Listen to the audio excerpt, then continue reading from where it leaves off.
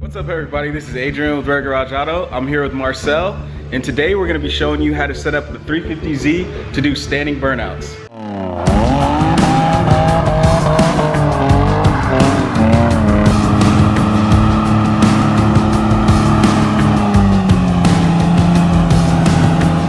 Alright, so we decided to make this video because when we looked around online, there was a lot of information on how to set up the car, but nothing was particularly correct. So to fully disable the traction control system, there's a couple things you need to do. We're gonna start in here with the yaw sensor, which is located underneath the armrest console right here. All right, so you need to actually take out the center console. We took it apart already to save some time. But the yaw sensor is gonna be underneath all of this here. Try to get this out. Yeah, there it is. So this right here is the box. This is the yaw sensor. And basically what it does is it tells the car, the computer, when you are going at an awkward angle, any sliding angle or anything that isn't the proper driving angle, and it will fuel cut. So you need to disable this. I removed the plug here. I just unplug it and I just left it here so we always have it. I don't lose it anywhere. But you disable this, you pull the plug out, and that will disable the sensor here. All right, so when looking online, I got a lot of bad information, and one of the things they told me to do was to actually cut the ABS fuse that's located in the fuse box. So I actually did that, but that's actually not the proper way to do it. The proper way would be to come over here.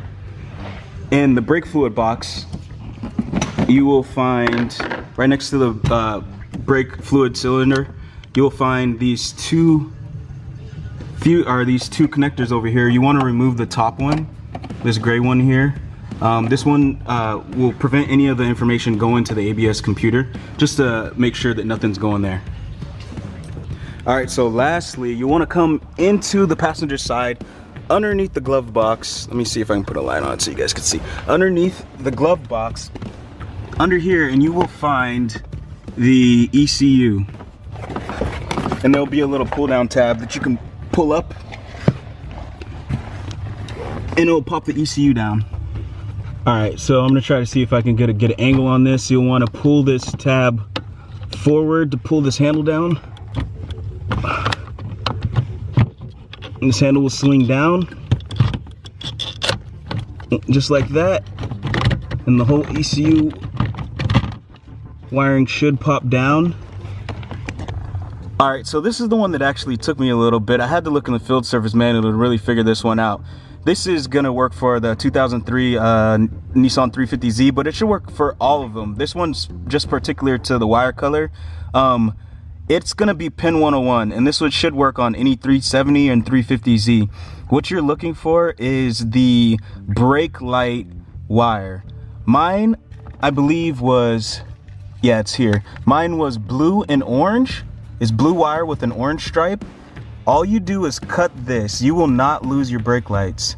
You cut this. This is just the wire that when you step on the brakes, it lets the ECU know that you are braking, and it will fuel cut. This is really bad, in particular when you're in drift and if you're left foot braking. This will actually stop you and possibly bring you out of drift, which would be a very bad thing. So look for pin 101 on your FSM, and for 2003 350Z, it is the blue with an orange stripe. And just check pin 101 on a field service manual for anything or any year of 350s to 370s that you have. All right, so now we got it all back together, and it should be set up to properly perform a standing burnout and left foot brake. We're gonna go test it out and show you how it works.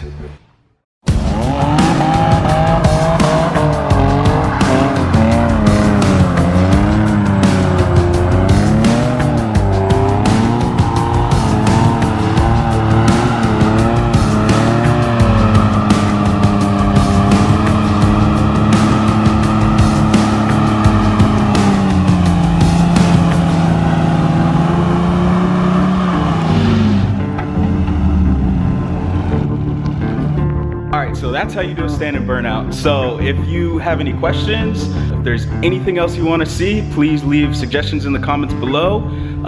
Also like and subscribe, because we're going to be posting a lot of things on this car here. And also check out our inventory on www.raygarageauto.com. And that's it. Thanks for watching.